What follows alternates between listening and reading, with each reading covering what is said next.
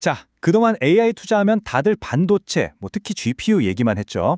근데요, 제 20년 실전 경험으로 볼 때 시장의 큰 돈은 항상 한 곳에 머물지 않아요. 반드시 다음 병목 현상이 일어나는 곳으로 흘러가게 돼 있습니다. 이건 제가 이 바닥에서 살아남으면서 체득한, 철칙 같은 겁니다. 그리고 지금 그 거대한 자본과 관심이 칩 너머 이 모든 걸 연결하는 바로 그 인프라, 네트워크로 서서히 움직이고 있어요. 오늘 이 시간에는 AI 투자의 판이 어떻게 바뀌고 있는지, 그래서 우린 어디서 기회를 잡아야 하는지 그 핵심을 제대로 짚어보겠습니다. 본격적으로 들어가기 전에 이 질문부터 한번 생각해 보시죠. 우리가 알던 챗GPT랑은 완전히 다른 이른바 피지컬 AI 시대가 온다는데 이 새로운 AI가 꼭 필요로 하는 거, 근데 지금 통신망으로는 도저히 감당이 안 되는 거, 과연 뭘까요? 바로 이 질문에 다음 투자 사이클의 열쇠가 숨어 있습니다. 이 그림이 모든 이야기의 시작점입니다. 보세요. 지금까지의 AI는 우리가 뭘 물어보면 저 멀리 데이터 센터에서 열심히 계산해서 결과를 다운로드해주는 방식이었어요. 좀 느려도 괜찮았죠? 하지만 앞으로 올 피지컬 AI는요. 이건 게임의 룰 자체가 다릅니다. 로봇, 자율주행차, AI 안경 같은 것들이 현실 세계랑 직접 부딪히면서 실시간으로 엄청난 데이터를 계속 업로드해야만 제대로 작동하거든요. 데이터가 뭘 말해주는지 한번 보시죠. 이 표를 보면 아주 명확해요. 공장에 있는 로봇은요, 20ms, 이게 거의 눈 깜빡할 사이보다 빠른 시간이거든요. 이 시간 안에 최대 200mbps의 데이터를 계속 쌓아 올려야 돼요. 자율주행차도 마찬가지죠. 50ms 안에 꾸준히 10메가씩 업로드를 해야 합니다. 이건 그냥 트래픽이 좀 늘어나는 수준이 아니에요. 지금의 네트워크 체질을 완전히 뜯어고치지 않으면 감당할 수 없는 그런 차원의 부담이란 겁니다. 자, 그럼 피지컬 AI가 뭘 요구하는지 딱 세 가지로 정리해 드릴게요. 첫째, 어마어마한 양의 데이터를 끊임없이 업로드해야 한다. 둘째, 찰나의 판단이 생명이니까 초저지연, 즉 반응 속도가 엄청나게 빨라야 한다. 그리고 셋째, 이 모든 걸 저 멀리 중앙 데이터 센터까지 보낼 시간이 없으니 사용자 바로 근처, 엣지에서 바로 처리해야 한다. 지금 우리의 통신망은요, 이 세 가지 중에 단 하나도 제대로 만족시키지 못하는 게 현실입니다. 이게 얼마나 큰 변화인지 에릭슨 데이터가 아주 실감나게 보여주는데요. 만약에 AI 안경 하나만 대중화된다고 쳐도요. 한 사람당 월 평균 업로드 트래픽이 무려 7.5배나 폭증할 수 있다는 거예요. 지금 우리가 한 달에 2기가 정도 올리는데 이게 15기가까지 늘어난다는 겁니다. 이건 그냥 경고가 아니에요. 지금의 네트워크 모델이 곧 붕괴될 수 있다는 강력한 신호탄입니다. 바로 이겁니다. 이게 결정적인 한계예요. 지난 수십 년 동안 우리가 쓰는 통신망은 영화 보고 파일 받고, 즉 다운로드 위주로 설계됐어요. 그래서 다운로드가 9, 업로드가 1, 이런 비대칭 구조에 최적화되어 있었죠. 하지만 피지컬 AI는 이 공식을 그냥 박살내버립니다. 업로드의 중요성이 폭발적으로 커지면서 기존 인프라의 뿌리부터 흔들고 있는 겁니다. 그럼 이 문제를 어떻게 풀어야 할까요? 이건 장비 한두 개 바꾼다고 될 일이 아닙니다. 여기 보시는 것처럼 여러 단계에 걸친 진화가 필요해요. 첫 단추는 지금의 5G를 진짜 5G, 즉 SA 방식으로 바꿔서 엣지 컴퓨팅의 기반을 까는 거고요. 그 다음엔 기지국 장비를 소프트웨어로 바꾸는 가상화, VLAN 단계로 넘어가야 합니다. 그리고 최종 목적지가 바로 AI랜, 통신망이랑 AI 연산을 아예 합쳐버리는 거죠. 우리는 지금 이 기나긴 여정의 출발선에 서 있는 겁니다. 여기서 우리가 가장 주목해야 할 단어가 바로 엔비디아가 들고 나온 AI 랜입니다.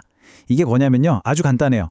통신사 기지국에다가 GPU를 팍팍 집어넣어서 통신 신호도 처리하고 AI 계산도 한 번에 하자는 겁니다. 이렇게 되면 전국의 모든 기지국이 그냥 작은 AI 데이터 센터가 되는 셈이죠. 엔비디아가 데이터 센터 시장을 먹은 걸 넘어서 이제 네트워크 맨 끝단까지 자기들 세상으로 만들려는 거대한 그림인 겁니다. 핵심은 바로 이거예요. 엔비디아가 그냥 통신사에 칩 몇 개 더 팔려고 이러는 게 아니라는 거죠. 제가 볼 때 이건요, 데이터 센터에서 그랬던 것처럼 GPU 하드웨어랑 쿠다라는 소프트웨어 생태계로 엣지 인프라의 표준 자체를 장악하려는 시도입니다. 이건 단순히 기술 경쟁이 아니라 미래 컴퓨팅 인프라의 주도권을 누가 줄 거냐를 두고 벌이는 거대한 전쟁입니다. 이 새로운 전쟁터에는 여러 선수들이 뛰어들고 있죠. 당연히 이 판을 설계한 엔비디아가 있고요. 기존 통신 장비의 강자였던 에릭슨과 노키아, 그리고 이걸 기회로 삼으려는 삼성 같은 추격자도 있습니다. 그리고 이 모든 돈을 내야 하는 통신사들이 있죠. 구독자 여러분, 이 지점이 왜 여러분 포트폴리오에 중요할까요? 이들 간의 힘겨루기 속에서 다음 시대의 승자가 나오고 우리 돈은 바로 그 승자에게로 흘러가기 때문입니다. 자, 이제 가장 현실적인 질문으로 넘어가 보죠. 20년차 투자 선배로서 솔직하게 한번 까놓고 얘기해 봅시다. 이렇게 거대한 변화가 시작되고 있는 건 알겠는데 그럼 지금 당장 베팅해야 할까요? 아니면 한 발 물러서서 좀 더 지켜보는 게 맞을까요? 물론 좋은 얘기만 할 수는 없죠. 항상 리스크부터 봐야 합니다. 제가 만약 통신사 사장이라도 머리 아플 거예요. 이 어마어마한 돈을 쏟아부어서 망을 새로 깐다고 해서 과연 그 돈을 뽑을 수 있을까?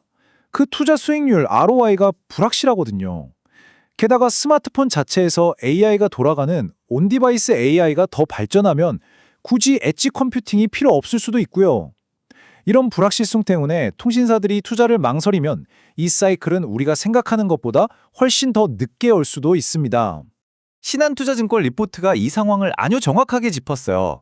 지금은 실제 돈을 버는 실적, 즉 펀더멘탈보다는 미래에 대한 기대감, 내러티브가 주가를 끌어올리는 구간이라는 겁니다. 이런 장세에서는요, 당장 나오는 숫자보다는 앞으로 펼쳐질 스토리에 돈이 몰리게 돼 있어요. 하지만 꼭 기억해야 합니다. 스토리는 정말 강력하지만 그 이야기가 진짜 숫자로 찍히기까지는 시간이 걸린다는 냉정한 현실을요. 그렇다면 이렇게 강력한 내러티브 속에서 우리는 어디에 주목해야 할까요? 리포트를 보면 무선 투자, 데이터 센터, 광통신, 방산이나 우주통신 같은 여러 테마들이 나와요. 하지만 이렇게 스토리가 시장을 이끄는 장세에서는요, 이것저것 분산하는 것보다 가장 강력하고 또 동시에 위험을 방어할 수 있는 핵심 종목에 집중하는 게 훨씬 현명합니다. 그래서 이 리포트도 결국 딱 한 종목을 꼽은 거죠. 그리고 이 모든 분석의 끝에서 리포트가 제시하는 단 하나의 선택, 바로 RFIC입니다. 자, 지금부터는 왜 그 많고 많은 통신 장비 회사들 중에서 하필 RFIC가 가장 주목을 받는지 그 이유를 좀 더 깊게 파고 들어가 보겠습니다. RFHC를 콕 짚은 이유는 아주 전략적이에요. 만에 하나 이 AI 네트워크 투자 사이클이 좀 늦춰지더라도 이 회사는 버틸 체력이 있다는 겁니다. 왜냐? 방산하고 반도체라는 다른 든든한 캐시카우를 이미 가지고 있거든요. 즉 미래의 멋진 내러티브에 베팅하면서도 현재 탄탄한 펀더멘탈로 위험을 막을 수 있는 아주 영리한 선택지라는 거죠. 저도 개인적으로 포트폴리오 짤 때 이런 식의 리스크 관리를 가장 중요하게 생각합니다. 그리고 리포트는 이 모든 분석을 종합해서 RFIC의 목표 주가를 89,000원으로 올려 잡았습니다. 지금 주가랑 비교하면 꽤 큰 상승 여력이 있다고 본 거죠. 이 수저는 그냥 애널리스트의 희망사항이 아니에요. 미래 AI 내러티브의 가치, 그리고 현재 방산과 반도체라는 단단한 펀더멘탈의 가치를 합쳤을 때 나올 수 있는 합리적인 계산의 결과물입니다. 시장이 이 회사의 독특한 조합을 얼마나 높게 평가하는지 보여주는 구체적인 증거라고 할 수 있죠. 오늘 분석 이 한 문장으로 마무리하고 싶습니다. 우리 중 누구도 미래를 정확히 맞힐 수는 없어요. AI 네트워크 사이클이 내년에 올지 3년 뒤에 올지 아무도 장담 못합니다. 진짜 중요한 건 다가오는 변화의 큰 흐름을 읽고 위험을 관리하면서 그 안에서 살아남을 전략을 짜는 겁니다. 시장은 예측하는 곳이 아니라 변화에 대응하고 끝까지 생존하는 자가 이기는 무대니까요.